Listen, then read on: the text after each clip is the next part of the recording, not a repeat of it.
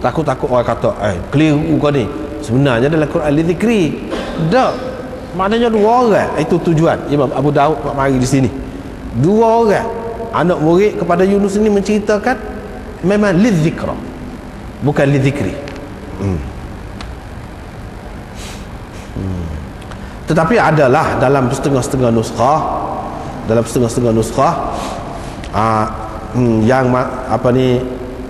nuskah yang masih bertulis tangan ataupun nuskah-nuskah yang dicetak ada sebut lagu lain.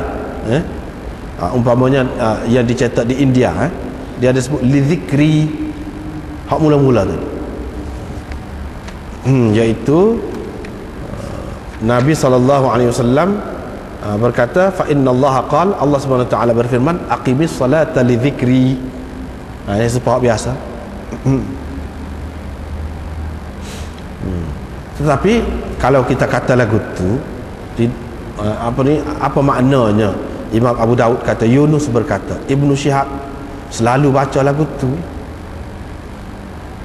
Selalu baca lagu ni. Nak ayat pelik ni tak serupa dengan orang lain baca. Hak tak serupa dengan orang lain baca li zikra lah.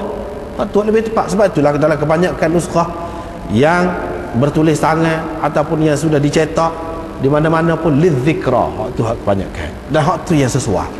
Kalau dia kata Ibnu Syihab baca lagu tu lah semua orang baca, tak payah ayat tu, tak payah ayat. Ni dia baca beza daripada orang lain lah. Sehingga perlu disokong pula. Dia sebut Ahmad kata Ambasah meriwayatkan dari Yunus, dia bukan kata lagu ni juga. Dia takut orang berasa pelik lah. Barulah munasabah li zikra. Kemudian Ahmad berkata, yang ni perawi ni, yang ni guru kepada Imam Abu Daud, dia menguraikan makna al-kara dalam hadis ini. Apa makna al-kara? Maknanya an-nu'as, mengantuk. Itu saja. Apa makna aqimis salata li zikri? Ataupun dalam riwayat ini aqimis salata lidzikra. Lidzikra ni dalam riwayat ni, makna dia ada beberapa maknanya. Satu makna dia di sini pun ada sebut ni dalam kitab ni, dia penukil daripada Hafiz Ibn Hajar. Ada beberapa pendapat ulama tentang makna hadis ni dan makna ayat ni lah, sebab asalnya ayat aqimis salata lidzikri, mana dirikanlah sembahyang litadzkurani fiha, untuk engkau mengingati aku di dalamnya, dalam sembahyang. Itu aqimis salata li dzikri, dirikanlah sembahyang untuk engkau mengingatiku di dalamnya. Satu. Yang kedua, aqimis salata li dzikri, dirikanlah sembahyang supaya aku menyebut engkau dengan sebutan yang baik, supaya engkau layak dipuji olehku. Itu maknanya li dzikri. Itu makna li azkuraka bil madhi. Dia kata, supaya aku sebut engkau dengan pujian. Mana terpujilah engkau kalau sembahyang. Yang ketiga,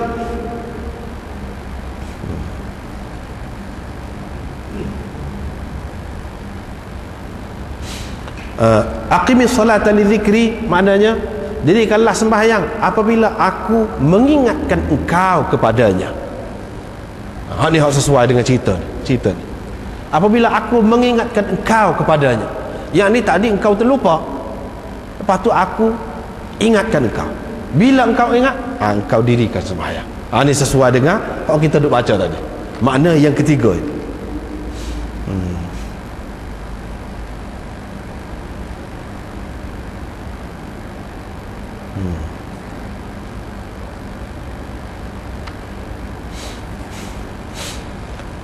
Yang keempat,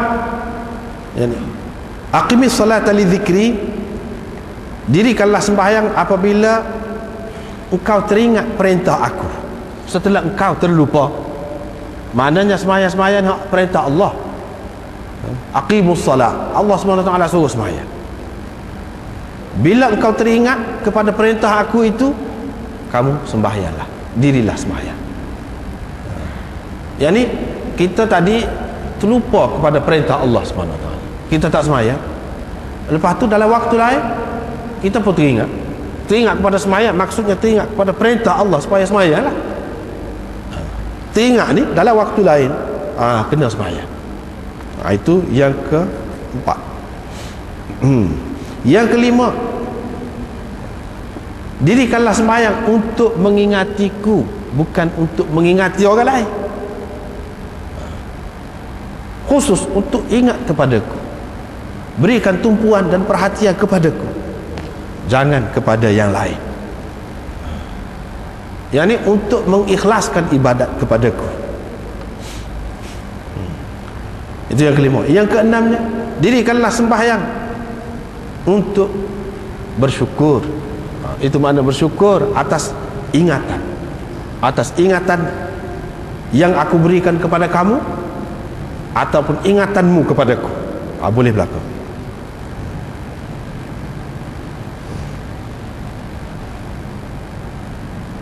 Ada lagi yang mengatakan, yakni aqimis salata li dzikri, dirikanlah sembahyang apabila engkau teringat sembahyang.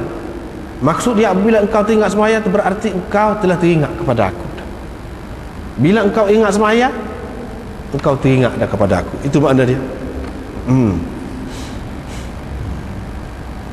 Itulah ada beberapa pendapat tentang aqimis salata lidzikra tadi.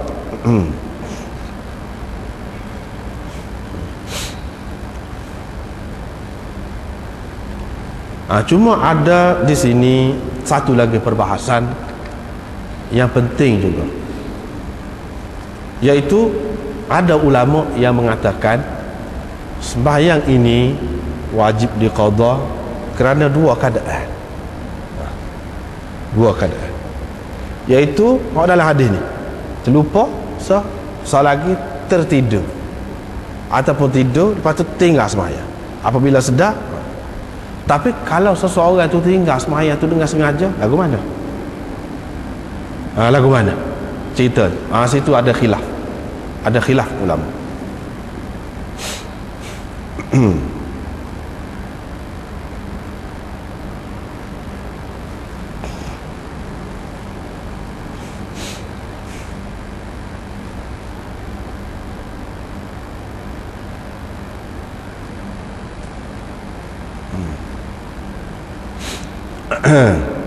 Dalam kitab ni pun ada sebut. Dalam kitab ni pun ada sebut. Mungkin orang tak biasa dengar dia rasa pelik lah pula ni.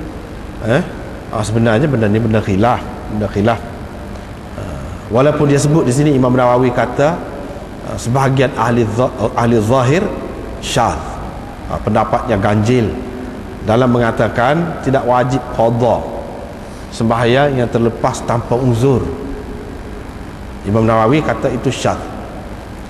Dan golongan ini mendakwa bahawa sembahyang itu dengan mengerjakan qadha itu tidak boleh terlepas daripada besarnya dosa meninggalkan sembahyang.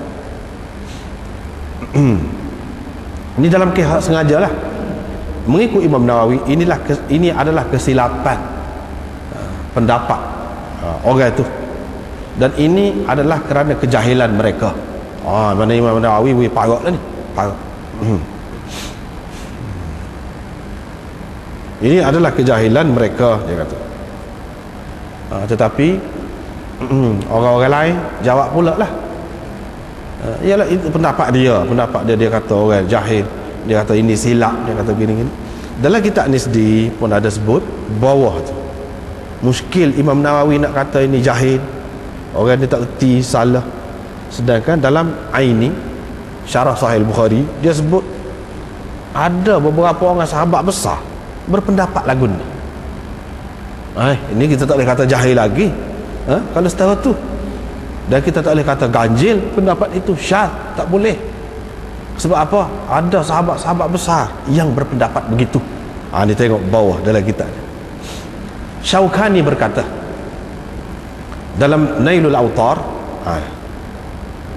Daud Zahiri dan Ibnu Hazm berpendapat orang yang sengaja meninggalkan sembahyang la yaqdhis salah, tak boleh qadha sembahyang berdasarkan hadis inilah, hadis yang kita baca ni lah. Sebab apa? Nabi SAW sebut tu je, kalau terlupa dan kalau tidur, hak tu ya qadha. Hak lain kalau sengaja tak ada sebut. Ni kalau nak kira dia nak tambah dah ni.